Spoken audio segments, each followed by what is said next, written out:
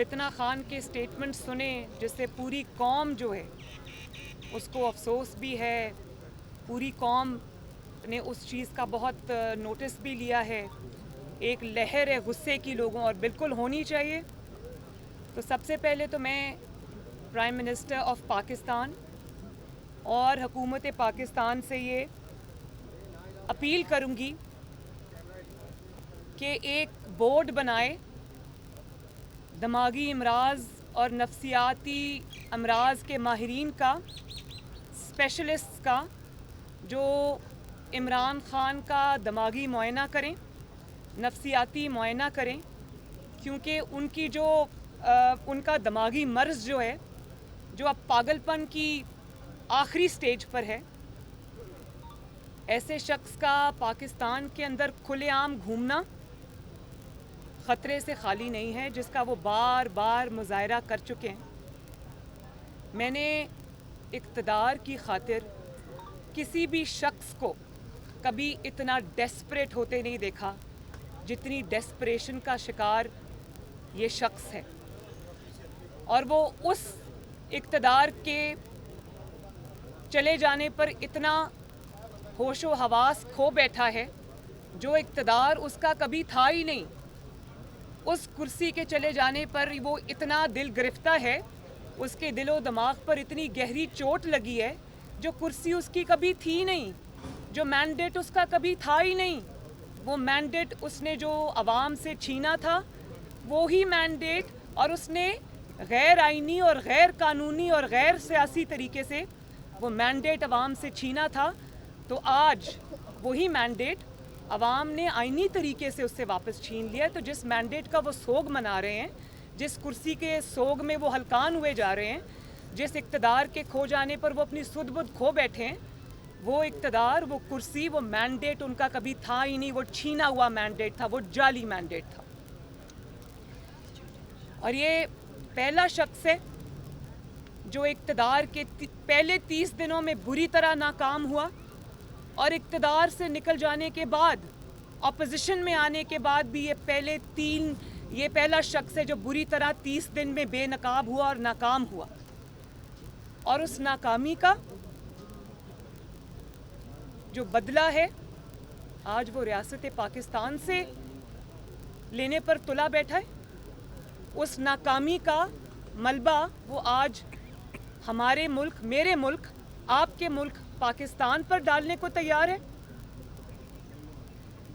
سب سے پہلے اس نے کہا کہ یہ ملک 3 ٹکڑے میں، خدا نخواستہ 3 ٹکڑوں میں بٹ جائے گا۔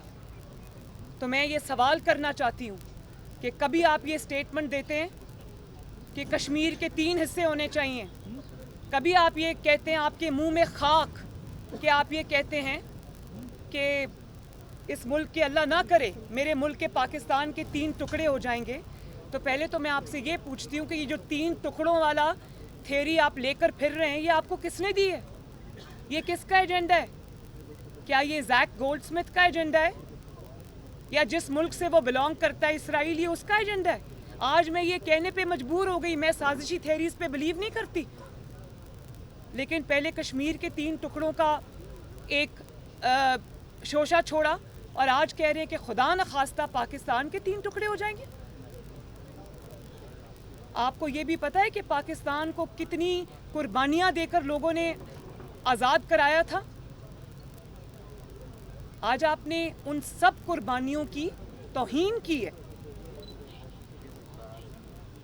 اللہ نہ کرے کہ پاکستان کا کبھی کوئی ذرا سا بھی نقصان ہو، انشاءاللہ نہیں ہوگا، لیکن انشاءاللہ تعالیٰ اس بات کرنے والے کو، پاکستان کے 3 ٹکڑے کرنے کا خواب دیکھنے والوں کے، جماعت کے نہ صرف 3 ٹکڑے ہوں گے، بلکہ اس کی سیاست کے، اس کی جماعت کے 300 ٹکڑے ہوں گے انشاءاللہ تعالیٰ۔ دیکھیں، بڑی گہری بات ہے یہ کہ پاکستان میں سیاستدانوں نے کیا کچھ نہیں سہا، کیا کیا قربانیاں انہوں نے نہیں دیں۔ سب سے پہلے نواز شریف صاحب کی مثال آپ لے لیں، 3 دفعہ نواز شریف صاحب اقتدار سے نکالے گئے۔ ایک دفعہ تو ابھی جو لاسٹ ٹائم ہے وہ پوری دنیا کو یاد ہے، ایک ایکسپائرڈ اقامے پر نکالے گئے اقتدار سے۔ انہوں نے 2 दफ़ा जिला वतनी बर्दाश्त की, एक जिला वतनी जो सऊदी अरब में थी जब मुशर्रफ था, और दूसरी जिला वतनी जो अब हैं वो उनको अपने वतन से दूर है वो अभी भी।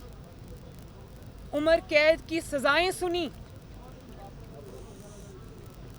जो अटक किला है उसके जंदानों में उनको फेंका गया, उनकी जो उनके हाथों में हथकड़ी डालकर, एक इलेक्टेड प्राइम मिनिस्टर के हाथों में हथकड़ी डालकर उसके हाथों को जहाज़ की सीट से बांधा गया। उसकी बीवी की वफात हो गई, जेल में वो था।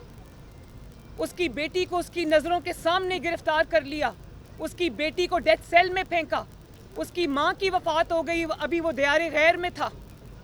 लेकिन हर चीज़ के ऊपर नवाज शरीफ की हर जुल्म को सहकर एक ही आवाज़ आई, और वो आवाज़ थी पाकिस्तान जिंदाबाद।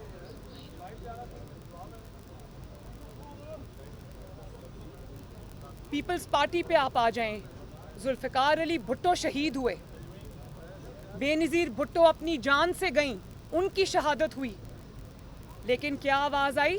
पाकिस्तान खपे। ANP के साथ क्या ज़्यादतियाँ नहीं हुई, उन्होंने भी अपनी जानों के नजराने दिए, लेकिन कभी किसी सियासी जमात ने ये नहीं कहा कि मुल्क के खुदा न खास्ता टुकड़े हो जाएंगे।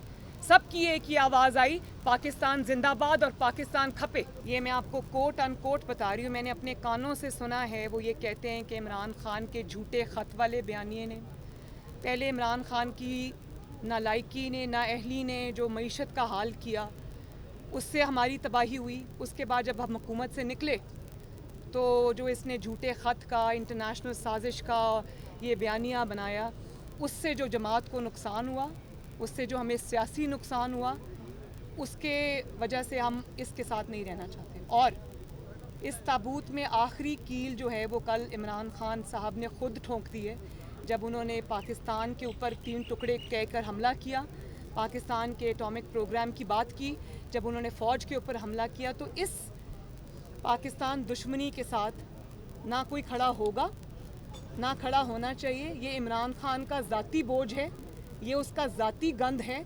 इसको किसी को भी, चाहे वो तहरीक इंसाफ ही क्यों ना हो, अपने सर पे नहीं उठाना चाहिए। इससे किनारा कशी इख्तियार करनी चाहिए, इसको छोड़ना चाहिए, बल्कि इस किस्म की सियासत को हमेशा के लिए खैराबाद कहना चाहिए।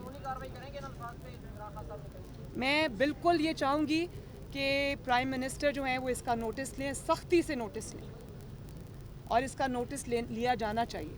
इस किस्म का जो तखरीब कार है, अगर उसको बोलने की आज़ादी होगी तो वो इस मुल्क में नफ़रत के बीज बोएगा। जो मुल्क हमारा है, हमारे बच्चों ने यहाँ पे रहना है, मैंने यहाँ पर रहना है, आप सब ने यहाँ पे रहना है, आप सब ने अपने बच्चों को यहाँ रखना है। तो इस मुल्क की जो जिम्मेदारी है वो हम सब के ऊपर है। जी बस। नैब का चेयरमैन कैसा होना चाहिए? नैब का चेयरमैन ऐसा होना चाहिए, और ऐसा ही होगा इंशाअल्लाह ताला, क्योंकि हमें किसी से इंतकाम नहीं लेना, हमने किसी के ऊपर झूठे केसेस नहीं बनाने, हमने किसी को सिर्फ इसलिए उठाकर बंद नहीं करना कि वो मेरी हुकूमत के ख़िलाफ़ जलसे कर रहा है, जुलूस कर रहा है, मेरी हुकूमत के ख़िलाफ़, मेरी नालायकी और नाकामी के ख़िलाफ़ आवाज़ उठा रहा है। नैब का चेयरमैन एक ऐसे शख्स को होना चाहिए जो मेरिट पे फ़ैसला करे। अगर केस में दम है, वो कहते हैं ना कि जो पहले कहते थे हम फेस नहीं केस देखते हैं, तो उल्टा था, वो फेस देखते थे, केस नहीं देखते थे। तो अब हमें एक ऐसा नैब का चेयरमैन चाहिए जो फेस ना देखे, केस देखे। और अगर केस में दम है, अगर करप्शन की है, अगर फराह गोगी ने मुल्क को लूटा है और उसका सारा माल जो है वो पिंकी पीरनी को पहुंचाया है, तो उसका हिसाब किताब होना चाहिए। ये कौम का पैसा है, किसी के बाप का पैसा नहीं है। बहुत शुक्रिया।